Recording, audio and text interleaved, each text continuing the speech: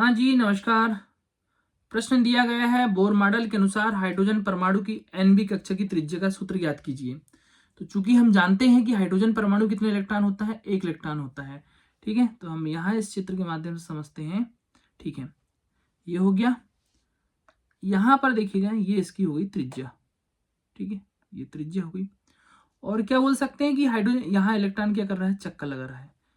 ठीक, तो हाइड्रोजन परमाणु में एक इलेक्ट्रॉन होता है जो एक प्रोटॉन वाले नाभिक के चारों ओर क्या करता है, चक्कर लगाता है। कि हाइड्रोजन परमाणु में एक इलेक्ट्रॉन होता है जो एक प्रोटॉन वाले नाभिक के चारों ओर क्या करता है, चक्कर लगाता है। जिससे इसमें दो प्रकार के बल कार्य करते हैं।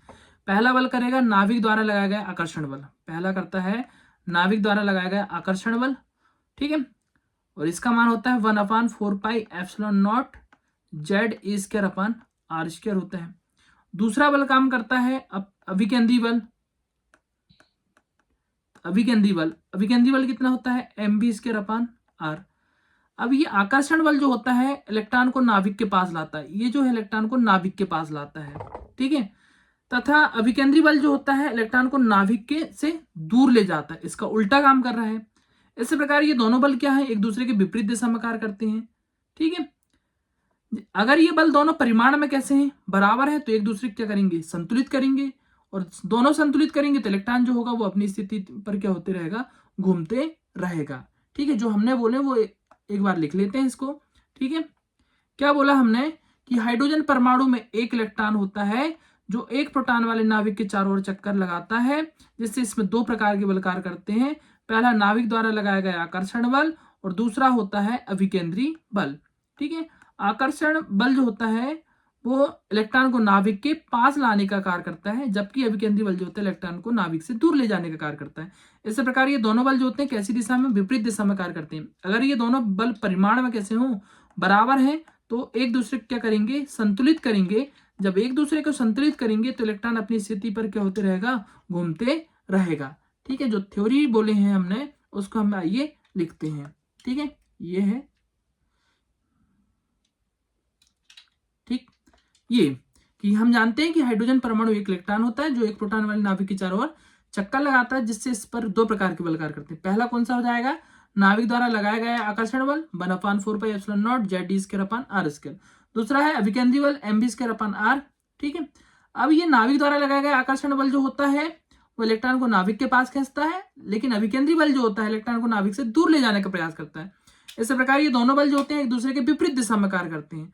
अगर ये दोनों बल परिमाण में कैसे हो, बराबर है, तो एक दूसरे के क्या करेंगे, संतुलित करेंगे और इलेक्ट्रॉन अपनी स्थिति पर क्या होते रहेगा, घूमते रहेगा। तब संतुलन की अवस्था में हम करते हैं, तब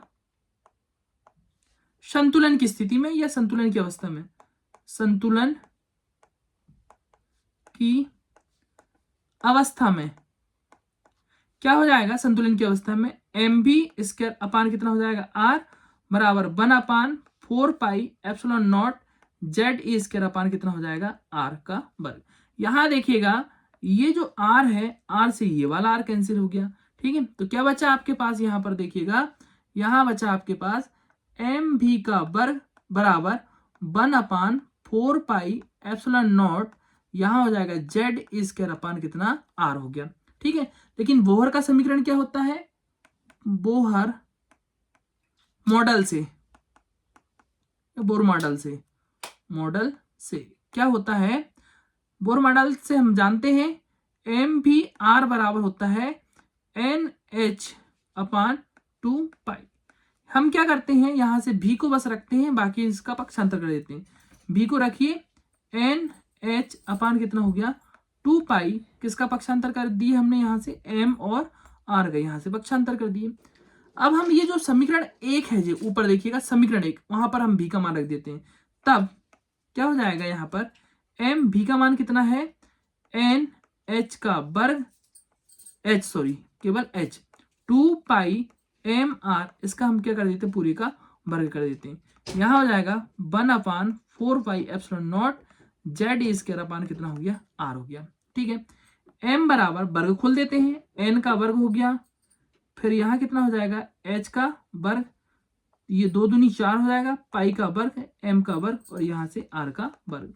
यहाँ हो जाएगा 1/4πε0 Z(E²) कितना हो गया, r हो गया। ठीक है, अब यहां से देखिएगा हम क्या करते हैं, ये m से ये m कैंसिल हो गया, ठीक, यहां से ये r से ये वाला r कैंसिल हो गया, ठीक, और क्या कैंसिल हो रहा है यहां से देखिएगा, बस इतना ही कैंसिल हो रहा है। बाकी हम लिख लेते हैं, क्या आएगा आपके पास, n का वर्ग h का वर्ग बटे में कितना हो जाएगा 4 पाई का वर्ग m r बराबर हो जाएगा 1/4 pi epsilon not Z A square. ठीक है, अब हम क्या करते हैं, यहां से r त्रिज्या के लिए समीकरण ज्ञात करना है, तो हम पहले क्या करते हैं, इनका गुणा ये तिरक गुणा इधर कर देते हैं और इनका तिरक गुणा इधर कर देते हैं। तो आपके पास क्या बचेगा यहाँ पर 4 पाई का वर्ग m r, ठीक है, और जेड ई का वर्ग इधर लेके आ गए इसको। आगे देखिएगा यहाँ क्या हो जाएगा, इस तरफ में 4 पाई एप्सिलॉन नॉट n का वर्ग h का वर्ग। ठीक है, मेरे को त्रिज्या के लिए समीकरण याद करना, तो r को बस रखना, बाकी इधर क्या करना है, इसको पहुंचा देना। r बराबर यहाँ दिया है 4 पाई एप्सिलॉन नॉट n का वर्ग h का वर्ग बटे में देखिएगा यहाँ कितना हो जाएगा 4 पाई का वर्ग m हो गया जेड ई का वर्ग हो गया ई स्क्वायर। ठीक है, अब हम क्या करते हैं, यहां से देखिएगा 4 पाई से 4 पाई ये कैंसिल हो गया। ठीक है, क्या बचा यहाँ पर एप्सिलॉन नॉट n का वर्ग h का वर्ग बटे में बचा है यहाँ पर पाई m जेड ई का वर्ग। ये क्या है, आपके त्रिज्या का समीकरण। अगर आगे करना चाहें हम इसको, तो और क्या कर सकते हैं, r जितनी भी राशि सबको नियतांक मान लेते हैं, केवल किसको छोड़कर एन स्क्वायर को। ठीक है, ये एन स्क्वायर को छोड़ के, ये क्या है, त्रिज्या का समीकरण है। ठीक है, यही त्रिज्या का सूत्र है या समीकरण है, समीकरण है। ठीक है, इस तरीके से ये हमारा प्रश्न हल होता है।